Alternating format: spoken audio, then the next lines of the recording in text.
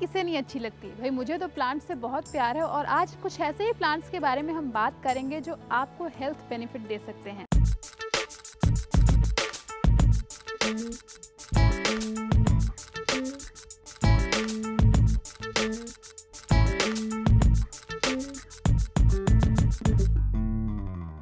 तो चलिए मैं आपको लेके चलती हूँ हमारी उस एक्सपर्ट के पास जो हमें बताएंगे कि डे टू डे लाइफ में आप ऐसे कौन से प्लांट्स हैं जो आप इजीली अपने घर में लगा सकते हैं और उनके फ़ायदे उठा सकते हैं। आइए उनसे मिलते हैं।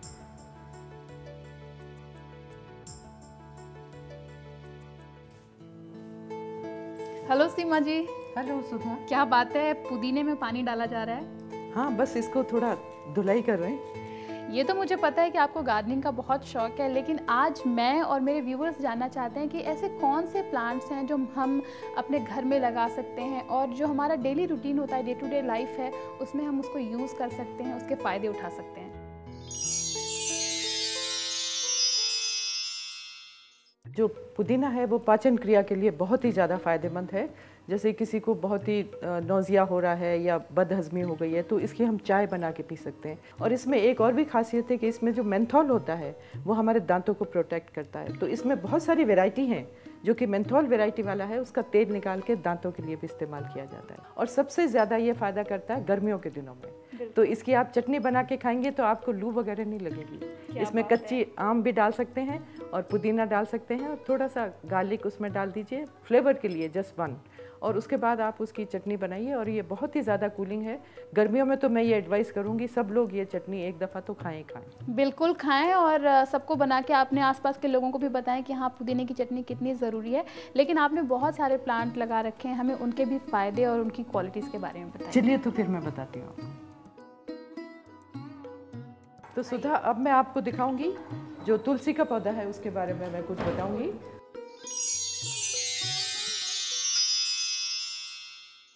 ये हर हिंदू घर में तो उगाया जाता है, जैसे आपको पता है। इसकी बहुत ज़्यादा धार्मिक वैल्यू भी है और कई घरों में बहुत पवित्र माना जाता है और इसकी पूजा भी की जाती है और विष्णु जी की माला में इसको लगाया जाता है। तो इसकी सारी जो इसकी महत्वता है वो इसके गुणों के कारण है। और इसको तुलसी में जड़ से लेकर इसकी मंजरी तक सभी मेडिसिनल वैल्यू में आते हैं। और इसकी पत्तियों का इन्फ्यूजन बना के पिया जाता है। उसको गर्म पानी उसमें पोर कर देते हैं और वो उसको, हाँ, काढ़ा तो आप उबाला जाता है ना, इसको हम उबालेंगे नहीं। अच्छा। उसमें गर्म पानी डाल के छोड़ देंगे उसको। अच्छा। हाँ, तो इसकी जो इसको हम इन्फ्यूजन कहते हैं। तो ये तुलसी का पानी बहुत ही ज़्यादा कूलिंग है और बहुत सात्विक है। चलिए तुलसी की तो बात हमने कर ली, लेकिन कोई और प्लांट जिसकी तरफ हम बढ़ें? हाँ, बहुत सारे प्लांट हैं। अभी मैं आपको दूसरा पौधा आपको दिखाती हूँ। बिल्कुल।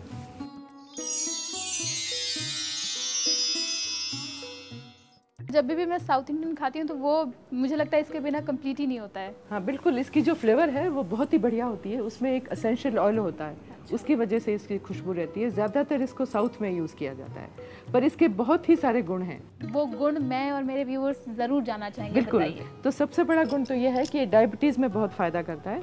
और इसके जो पुराने पत्ते हैं उनको लेके और कम से कम 7 या 8 पत्ते यदि रोज़ खाए जाएँ तो शुगर वाले जो लोग हैं उनकी बीमारी में उनको फ़ायदा हो सकता है। इसके साथ ही साथ सुधा, आपको ये जान के बहुत ही खुशी होगी कि इसके पत्ते खाने से वेट लॉस भी हो सकता है। क्या बात है, वेट लॉस कर सकते हैं। मुझे ही नहीं सीमा जी, सारी लड़कियों को खुशी होगी कि कड़ी पत्ते से अपना वज़न कम किया जा सकता है। लेकिन इसके अलावा इसकी क्या क्या क्वालिटीज़ हैं और घर में हम इसे कैसे यूज़ कर सकते हैं? जैसे मैंने आपको बताया कि डायबिटीज़ के लिए बहुत ही अच्छा है, वेट लॉस के लिए बहुत अच्छा है और इससे हाजमा भी काफ़ी अच्छा रहता है, क्योंकि जो लिवर संबंधी बीमारियां हैं वो भी इससे दूर हो सकती हैं। क्या बात है, एक कड़ी पत्ता और इतनी सारी प्रॉब्लम्स के सोल्यूशन हैं। वेट लॉस कर सकते हैं, डायबिटिक पेशेंट्स के लिए बहुत अच्छा है। चलिए, कड़ी पत्ते की तो क्वालिटीज़ जान ली हमने, तुलसी की भी बहुत सारी क्वालिटीज़, पुदीने की भी। लेकिन अगला कौन सा प्लांट है, क्योंकि मैं भी बहुत एक्साइटेड हूँ जानने के लिए, क्योंकि जो भी इन्फॉर्मेशन आप दे रही हैं वो बहुत डिफरेंट है। चलिए तो दूसरा पौधा मैं आपको दिखाती हूँ।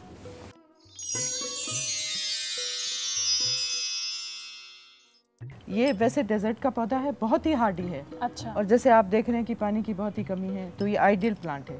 इसके बहुत सारे गुण हैं। सबसे अच्छा इसका जो गुण है वो है लिवर को स्ट्रेंथन करने का। अच्छा। हाँ, तो इसका जो जेल होता है, इसको आप तोड़ेंगे ना तो इसमें बहुत थिक सा एक जेल निकलता है, पल्प सा निकलता है।